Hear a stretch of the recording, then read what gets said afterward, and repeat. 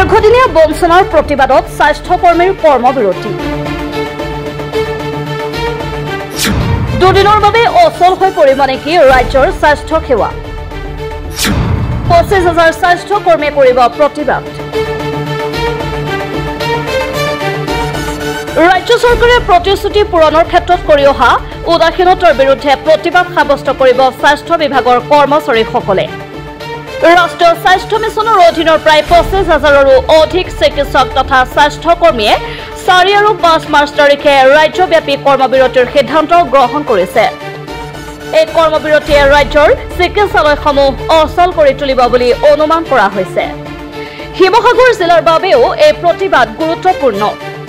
কিয়নো জিলাখনৰ হাজাৰ অধিক স্বাস্থ্যকৰ্মীও এই দুদিনীয়াকৈ কৰ্মবিৰতিত অংশগ্ৰহণ কৰিব এই স্বাস্থ্যকৰ্মীসকল দীৰ্ঘদিনীয়া বঞ্চনাৰ শিকাৰ হৈছে তেওঁলোকৰ দাবী সমকাম সমদৰমহা লগতে চাকৰি নিয়মীয়াকৰণৰ প্ৰতিশ্ৰুতিও এতিয়ালৈকে পূৰণ কৰা হোৱা নাই এই সংকটজনক পৰিস্থিতিৰ প্ৰতি শিৱসাগৰৰ স্বাস্থ্যকৰ্মীসকলে ইতিমধ্যে কঠোৰ সকিয়নি প্ৰদান কৰিছে জয়সাগৰত অৱস্থিত শিৱসাগৰ অসামৰিক চিকিৎসালয়ত অনুষ্ঠিত এক সভাত এই বিষয়টো গভীৰভাৱে আলোচনা কৰা হয় আৰু কৰ্মবিৰতিৰ প্ৰস্তাৱ গৃহীত হয় সদসম স্বাস্থ্য কাৰিকৰী কৰ্মচাৰী কল্যাণ সংস্থাই সংবাদ মাধ্যমৰ আগত স্পষ্ট কৰি দিয়ে যে যদি ৰাজ্য চৰকাৰে এই কৰ্মবিৰতিৰ প্ৰতি সঁহাৰি প্ৰদৰ্শন নকৰে তেন্তে স্বাস্থ্যকৰ্মীসকলে ৰাজপথলৈ ওলাই অহাৰ লগতে চৰকাৰৰ বিৰুদ্ধে তীব্ৰ গণতান্ত্ৰিক আন্দোলন গঢ়ি তুলিব স্বাস্থ্য সেৱাৰ লগত জড়িত লোকসকলৰ এনে প্ৰতিবাদৰ প্ৰভাৱ সাধাৰণ ৰোগীসকলৰ ওপৰত গভীৰভাৱে পৰিব এতিয়া লক্ষণীয় বিষয় হ'ল ৰাজ্য চৰকাৰে স্বাস্থ্যকৰ্মীৰ দাবীসমূহ গুৰুত্ব সহকাৰে বিবেচনা কৰি সংকটৰ সমাধান কৰিবনে নাই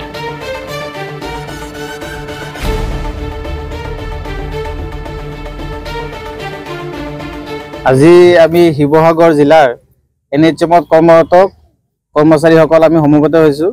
আমি আজি এই এখন সাধাৰণ সভা অনুষ্ঠিত কৰিছো এই সভাৰ জৰিয়তে আমাৰ দীৰ্ঘদিনীয়া সমস্যা সমূহ চৰকাৰক অৱগত কৰিব বিচাৰিছো লগতে অহা 4 মাৰ্চৰ পৰা 6 মাৰ্চলৈকে আমি সম্পূৰ্ণ কৰ্মবিৰতি ঘোষণা কৰিছো কাৰণ আমি দীৰ্ঘদিনীয়া দাবীসমূহ আমাৰ ওপৰৰ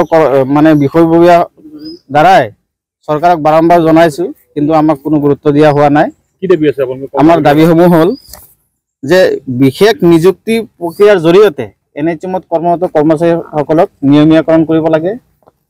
আৰু চাকৰি নিয়মীয়াকৰণ নোহোৱালৈকে 7 পে স্কেলৰ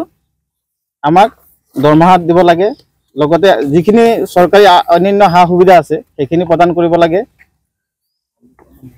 আৰু সমকামৰ সমদৰমহা লাগে আৰু মহামান্য উচ্চতম ন্যায়ালয় আৰু উচ্চ ন্যায়ালয়ৰ পৰা আমাৰ এখন ভাৰ্ডিক আছিলে যে সমকামৰ সমদৰমহা দিব লাগে যেহেতু আমি একেখিনি কামকে আমাৰ ৰেগুলাৰ খিনিও একেখিনি কামে কৰে আমি NHMত কৰ্মৰত কন্ট্ৰেকচুৱেল কৰ্মচাৰী একেখিনি কামকে কৰো সেইখিনি আমাৰ পূৰণ কৰিব লাগে নহলে